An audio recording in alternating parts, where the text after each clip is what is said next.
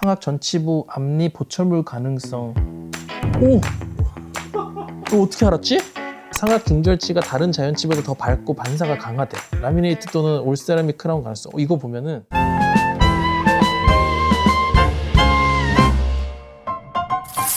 최근에 네. 챗GPT AI가 핫하잖아요. 맞아요. 다 쓰던데 이제. 그렇죠. 원장님은 잘 사용하시나요? 저는 이거 나오자마자 이제 쓰긴 했는데 활용하기 시작한 거는 최근 들어서. 최근에 네. 어떤 일로 사용하셨어요? 되게 다양하게 쓰는데 뭐 디자인할 때도 쓰고 뭐 도면 인테리어 할 때도 쓰는데 최근에는 번역할 때 엄청 많이 썼어요. 일본어, 영어 뭐 이런 거 둘 다. 번역을 네. 원래는 이제 카톡 번역 기능 썼었는데 챗GPT 님이 넘사벽이에요. 너무 잘해줘.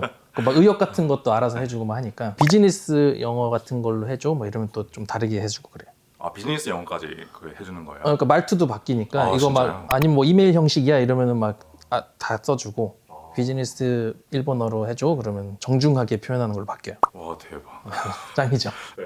저는 이제 그 생각이 들더라고요. 이제 치과 진료 가기 전에 네. 챗GPT한테 물어보고 진료를 받을 수 있으면 어떨까? 원장님 생각은 어떠세요? 저는 한 번도 치과 관련으로 물어본 적은 없는데 환자분들이면 너무 당연히 필요할 것 같아요. 생각해보니까. 진짜요? 치과가 무섭죠. 저 같아도 병원 치과 말고 다른 병원 이제 환자로 갈 때는 너무 물어볼 것 같아요. 그러면 네. 오늘 이제 챗GPT를 실제로 사용하면서 네.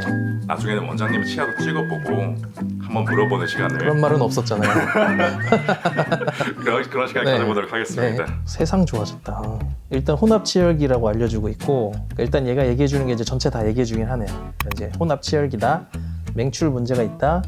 매복 치아의 가능성이 있다. 치아 불균형 가능성이 있다. 다 문제가 있을 수 있다 하는 거잖아요. 되게 길게 알려주네요. 말이 주저리주저리 길어지면 잘 모른다는 뜻이에요. 보통. 연령 추정도 해준다. 사람보다 낫네요. 진짜요? 네, 아니, 말하는 투가 내용보다는 이게 정리까지 다 해줘가지고 이런 직원분이 있으면 아주 연봉을 많이 오르게 돼 있죠. 본심이 나왔어.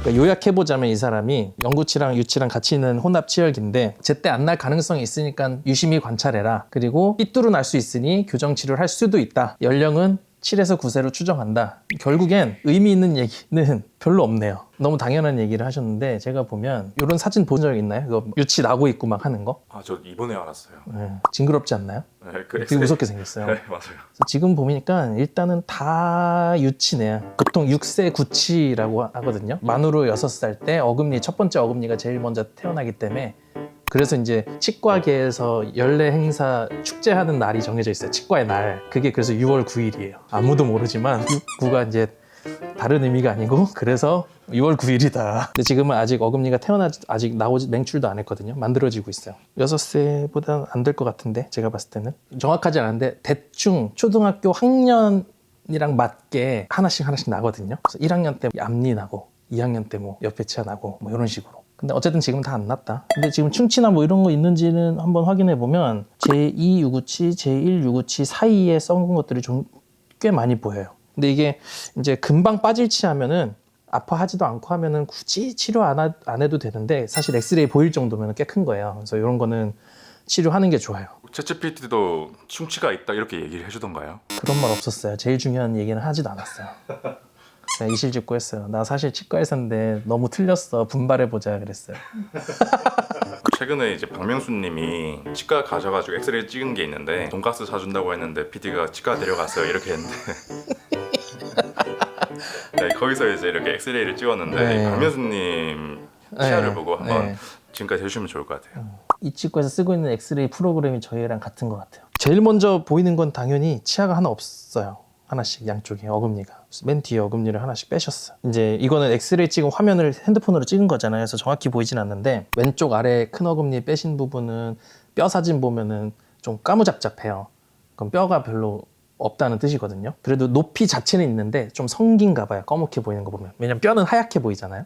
튼튼한 조직은 하얗게 보이는데 높이가 중요해요. 높이라도 있으니까 뼈 이식해서 임플란트는 얼마든지 심을 수 있을 정도예요. 양쪽 다 임플란트를 하셨으면 좋겠습니다. 이런 경우도 질문하시는 게 맨 뒤에 치아 하나씩이잖아요. 임플란트 꼭 해야 되나요? 이대로 살면 안 되나요? 하는데 그래도 되는데 의사로서 괜찮아요 할 수는 없고 큰 어금니가 사람들이 2개씩이에요. 그러니까 2개. 어쨌든 한쪽에 2개씩인데 한 명의 친구가 없어졌어요. 그 일을 평생 내가 도맡아 해야 돼요. 정확히 2배는 아니겠지만 그러면 걔도 수명에 살기 좀 힘들어져요. 부딪히는 위쪽 치아가 있는데 아래 치아만 없어졌어요. 그럼 얘는 계속 친구야 어디 갔니 하면서 계속 내려와요. 근데 위에가 없어지면 아래 치아도 계속 올라오고 어느 정도는. 친구가 2명 있었는데 1명만 계속 올라가면 계단지잖아요. 이런 데서 또 교합도 안 좋아지고 하기 때문에 물론 음식도 훨씬 많이 끼고 별로 좋을 게 없어서 임플란트 하시는 게 훨씬 좋습니다. 그게 제일 먼저 볼 거고 앞니가 하나가 없으세요. 앞니는 4개 있거든요. 중절치 2개, 측절치 2개에서 총 4개인데 아래도 4개여야 되는데 지금 보면 뿌리가 제일 긴 게 송곳니인데 그 사이에 3개밖에 없어요. 근데 이제 한쪽에 빈 공간이 있는 거 보면 빼신 것 같은데 아닐 수도 있어요. 선천적으로 하나씩 안 나는 사람들 꽤 많아요. 예전에 저희 직원분들 중에도 그런 분들이 있고 해서 그럼 삼전치라고 불러 우리가. 그 다음에 이제 가운데 선이 안 맞아요. 그것도 신경 써 하더라고요. 사람들이 이제 앞니 사이에 정중선이라고 부르는데 그게 이렇게 맞아야 예쁠 것 같잖아요. 근데 아래는 치아가 3개면 가운데가 없죠. 가운데 치아가 있으니까 그 정중선이 맞는 게 사라지죠. 근데 이제 남들이 신경 쓰이진 않고 그냥 본인만 느끼는 거라서 굳이 꼭 정중선 맞출 필요는 없어요. 잇몸 상태는요, 그냥 연세에 맞춰서 보면 나쁘진 않은 것 같아요. 그래도 이제 관리하는 게 중요하니까 계속 스케일링이랑 잇몸 치료는 주기적으로 받으시는 게 제일 좋겠습니다. 이가 빠진 거 얘기는 잘해줬어요. 근데 이상한 소리를 또 하고 있습니다. 하악 우측 오른쪽 아래 대구치에 뿌리만 남아있는 상태라는데 그렇지 않아요. 지금 아예 그냥 뿌리 없이 그냥 맨 마지막 치아 7번 치아는 쏙 빠졌거든요. 없거든요. 뿌리 없어요. 잘못 봤어. 이거는 중요한 진단이거든요. 그래도 뿌리가 남아있으니까 이거 빼고 해라. 이거 보고 믿으면 안 될 것 같아요. 환자분들이. 요 말 한마디 때문에 얘한테는 진단하면 안 되겠다라는 생각부터 들었어요. 그다음 왼쪽 아래 치아가 발치되었거나 치근 흡수 진행 가능성이 있음. 치근이 흡수 진행 가능성이 있다는 거는 치아가 있는데 뿌리가 무슨 뭐 녹았다 이런 표현인데 제가 봤을 때 어금니 뿌리 녹은 케이스는 못 볼 거예요. 평생 살면서. 그런 케이스가 있기도 힘든데 치아가 없는 위치에 대고서 치근 흡수 가능성이 있다고 하는 건 너무 잘못됐습니다. 브릿지 치료를 고려하래요. 근데 이것도 말도 안 되는 얘기예요. 브릿지라는 거는 양쪽에 내 온전한 치아가 있고 가운데가 빠졌을 때 이제 이게 세 덩어리로 연결해가지고 이제 가운데는 브릿지 다리처럼 연결하는 치료를 말하는데 지금 우리는 맨 끝에 치아가 없잖아요. 그럼 이거는 브릿지를 만들 수가 없어요. 만약에 브릿지 형태로 해도 캔틸레버 브릿지라고 온전한 치아 앞에다가 뒤에 대가리만 대롱대롱 매달아서 만들어줄 수 있거든요. 근데 교과서에 그러면 안 된다고 나와요. 그러면 뒤에 받쳐준 치아가 없이 여기는 누르면 이 앞에 치아는 지렛대로 이렇게 자연 발치 시스템을 만들어서 넣어놓는 거예요. 그러면 바로 앞에 치아도 흔들려가지고 빠지는 채로입니다. 절대 불가. 박명수님 임플란트 하십시오. 하실 것 같은데 사실 이거 하고 제일 무서운 게 뭐냐면 이거를 보고 환자분이 오셨어요. 근데 인터넷에 보니까 이거 브릿지로 된다는데 왜 안 해주냐? 돌팔이냐? 과잉진료냐? 왜 3개짜리 브릿지를 꼭 해야 돼? 왜 임플란트를 자꾸 강요하냐? 이렇게 되면 이제 상황을 줘야겠다 얘한테. 일단 제가 먼저 보고 얘기할게요. 이거는 잇몸 상태, 이거 치석이 너무 많아 보여요. 사진 상태가 안 좋긴 한데 치아랑 잇몸 사이에 보면은 뭐가 이렇게 많이 잔뜩 붙어 있는 것처럼 보이거든요. 그거랑 이제 치석이 많이 있으면 그 잇몸 주위에 잇몸 조직은 다 퉁퉁 부어 있어요. 빨갛게. 그러니까 원래 잇몸의 건강한 색은 선홍색이라고 배우거든요. 근데 이제 진한 빨간색이고 그게 더 심해지면 부으니까 울퉁불퉁해지고 이제 건들면 피가 쉽게 나서 이 닦다가도 피나고 밥 먹다가도 피나고 하거든요. 그 2가지가 다 보여요. 이거는 아마 치과인들이라면 스케일링을 하고 싶어서 미칠 것 같은 사진일 거예요. 그러면 진짜 심한 사람들은 무슨 뭐 이렇게 뚝뚝 떨어진다고 표현하거든요. 그냥 붙어있던 돌멩이 같은 게 이제 막 이만한 조가리들이 막 뚝뚝 떨어지는데 그래서 그 석션이 막혀요. 석션 갈아야 되고 이런 경우도 많아요. 그 정도. 왜냐면 밖에서 봤을 때 이 정도면 무조건 사람 치석이 특히 아래 안쪽에 많이 끼거든요. 그런 데는 이분은 제가 봤을 때는 그 뚝뚝 떨어지는 그 분이실 것 같아요. 그럼 보통 그 정도로 축적되려면은 네. 스케일링을 어느 정도로 안 해야 그렇게 되는 걸까요? 저 태어나서 처음 해봐요 하는 정도? 네. 근데 이거 할 때 중요한 게 이거 다 하고 나면 이제 잇몸도 꽤 건강한 색으로 돌아오고 하는데 치석으로 막혀 있어서 지금 모르는 건데 치석이 떨어지면 빈 공간이 숭숭숭 보여요. 그러면 스케일링으로 이 구멍을 만들어 놨다 이런 착각을 하기 쉬운데 아니에요. 이미 공간이 있는 거를 지금 세균 덩어리로 막아놓고 있는 거예요. 이 친구 뭐라고 했냐면 맞췄어요. 심한 치석 상태 치주염 진행 가능성. 이 친구는 치주염 또는 초기 치주염이라고 했는데 초기는 아닙니다. 치아 착색 및 범랑질 손상 가능성. 치아 표면이 균일하지 않다는데 그래 보이진 않아요. 사진 퀄리티가 안 좋아서 얘가 그렇게 생각하나 보다. 그럼 치아 불균형, 삐뚤거리는 거. 삐뚤거리는 것도 별로 그래 보이지 않거든요. 물론 아래 치아 잘 안 보이는데 잘 안 보이는 거 가지고 그렇다고 얘기하면 뻥치면 안 돼요. 안 보이는 거는 모르는 건 모른다고 해야 돼. 진단할 때. 치아에 통증이 있거나 흔들리거나 출혈이 심하면 빠른 방문 필요. 이건 어느 정도 맞는 것 같아요. 그러니까 아프면 무조건 병원 가라는데 빠른 스케일링 및 치주 치료 필요가 맞습니다. 요거는 그냥 얼추 이거 신기하다. 근데 이건 그냥 신기한 것 같아. 진단이 뭐 엄청 정확하다는 느낌보다도 그냥 요 사진을 보고 잇몸이 안 좋다는 걸 알 수 있다는 게 너무 신기해.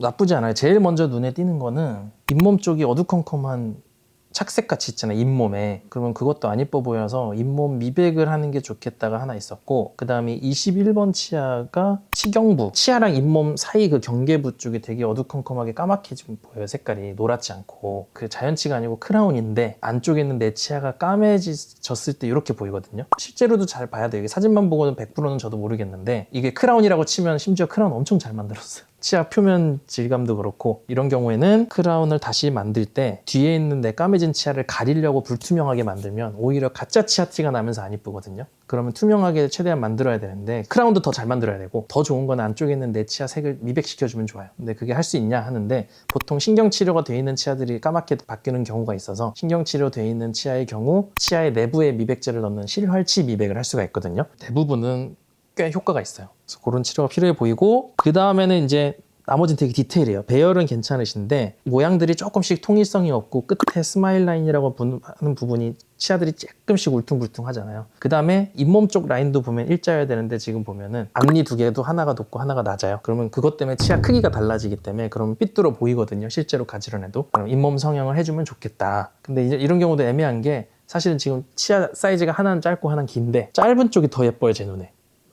긴 쪽은 너무 커요. 그러면 사실 반반이 한 중간이 좋겠어요. 근데 하나는 올리는 잇몸 성형 하면 그만인데, 한쪽을 내리는 잇몸 성형은 제가 우스갯소리를 아직 현대 인류가 내리는 잇몸 성형을 개발하지 못했다고 하거든요. 할 수는 있어요. 잇몸 이식도 할 수 있고 하는데 성공률이 너무 적고 다시 재발하고 잘 안 돼요. 고생은 고생대로 엄청 하고, 오히려 그냥 이 갭 차이 나는 것만 어느 정도 줄일 정도만 좀 키워서 해놓고 눈치만 못 채면 되잖아요, 사실은.